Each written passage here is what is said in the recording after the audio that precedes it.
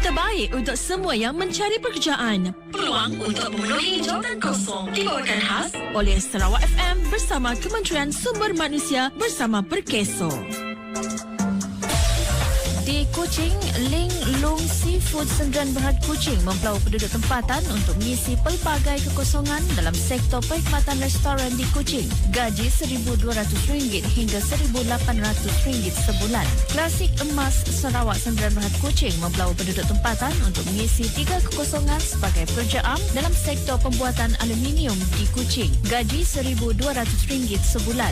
Matang Aquaculture Kuching mempelawa penduduk tempatan untuk mengisi 1 kekosongan sebagai pekerja am dalam sektor aquaculture di Kuching. Gaji RM1,200 sebulan.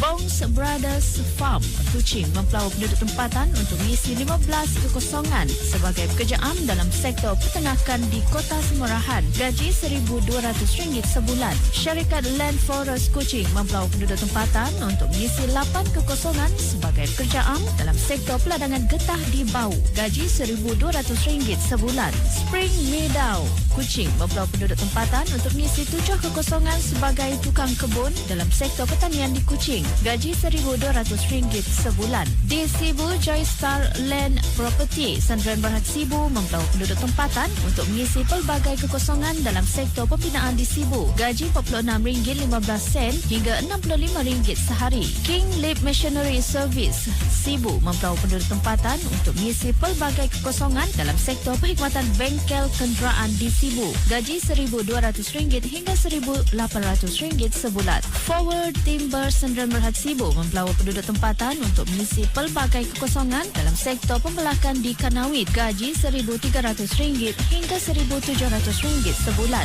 Di Bintulu, Karen Field Sdn Bhd Bintulu mempelawa penduduk tempatan untuk mengisi pelbagai kekosongan dalam sektor pembuatan papan lapis di Bintulu. Gaji RM46.15 hingga RM1,300 sebulan. Di Miri, Shenyang Agriculture Sdn Bhd Miri mempelawa penduduk tempatan untuk mengisi 50 kekosongan sebagai pekerja am dalam sektor pertanian sayur-sayuran di Miri. Gaji RM1,200 sebulan.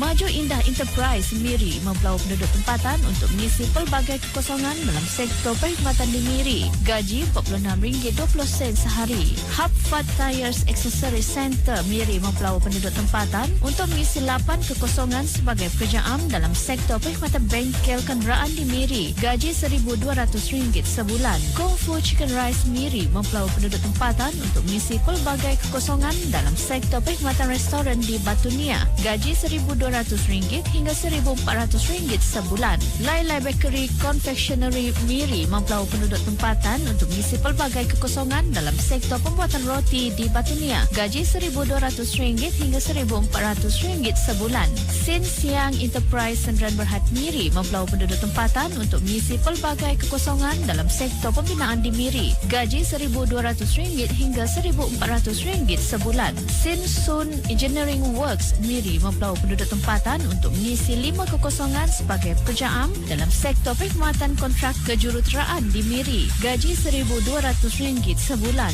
One Painting Contractor Miri mempelawa penduduk tempatan untuk mengisi pelbagai kekosongan dalam sektor perkhidmatan di Miri. Gaji RM1,200 hingga RM1,400 sebulan. Lian DC Products Sdn Bhd Miri mempelawa penduduk tempatan untuk mengisi 5 kekosongan sebagai pekerja am dalam sektor pemborongan di Miri. Gaji RM50 sehari. Kos Farm Miri mempelawa penduduk tempatan untuk mengisi 4 kekosongan sebagai pekerja am dalam sektor pertanian di Miri. Gaji RM1,200 sebulan. Toh Ahkau Kontraktor Miri mempelawa penduduk tempatan untuk mengisi 50 kekosongan sebagai pekerja am dalam sektor perkhidmatan mengumpul sampah di Miri. Gaji RM1,200 sebulan.